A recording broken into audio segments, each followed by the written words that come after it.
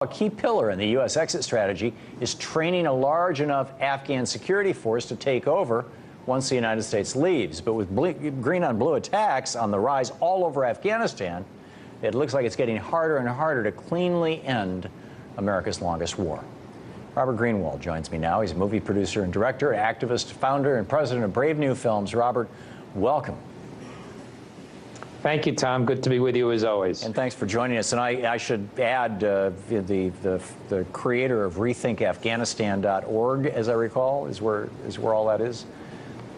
Yes, find film, Rethinkafghanistan.com, actually, and also short clips about the Afghanistan war that we've talked about with you over the 2 or 3 years of since the war was escalated, and it's a tragedy, Tom. It's truly a true tragedy. Doesn't the recent surge in green on blue violence suggest that there's a huge flaw in our current strategy? Yes. The strategy from day one, if you could even articulate the strategy, has been fundamentally flawed because it was based on a series of misconceptions.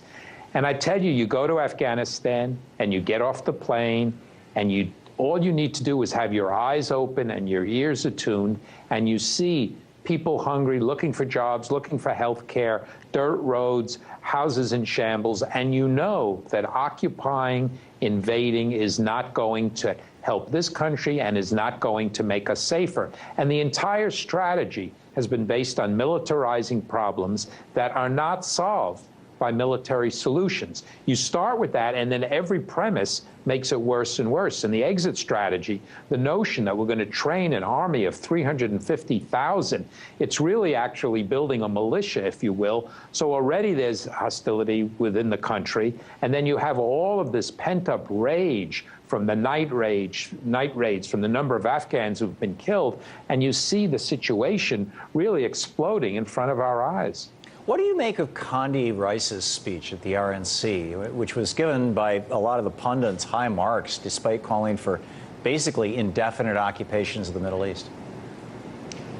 Well, the pundits have been so and so outrageously wrong on this war. The notion that we should be invading more, that more people should be dying, is really an obscene one, Tom. And it gets my blood boiling to think about she, one of the architects of this policy, stands there, and then the pundits who welcomed this war, many who welcomed the Iraq war, many who go back even further and welcomed the Vietnam War. How many times do they have to be wrong for us to say, stop? Enough is enough. We don't want to hear from you anymore on this notion that we can do whatever we want around the country militarily.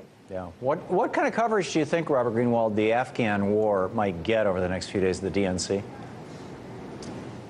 Somewhere between 0 and none.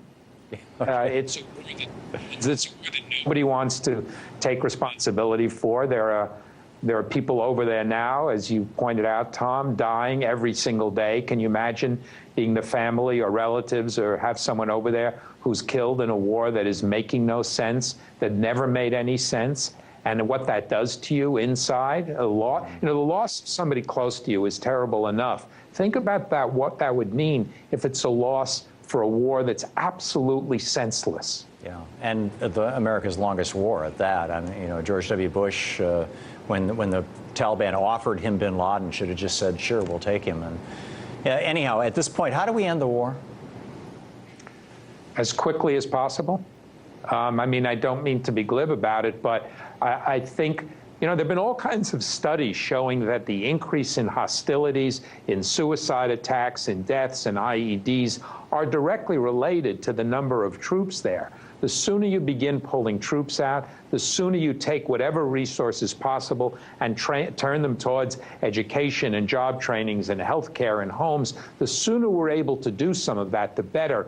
Now, we often talk, and politicians of all stripes talk about a policy of hearts and minds. But the truth is, if you look at the military spending, if you look at what will be almost $1 trillion spent on this war, when you factor in everything, the huge percentage of that is going to military. It's not going to other solutions, other possibilities, other ways that would benefit the country and make us more secure. It's going to that narrow notion where there's bipartisan agreement that military solutions will solve our problems. Yeah, it's going to pay for the mansions that ring Washington, D.C. of the families of the defense contractors who are getting fat and rich off this and all our other wars. It's insane.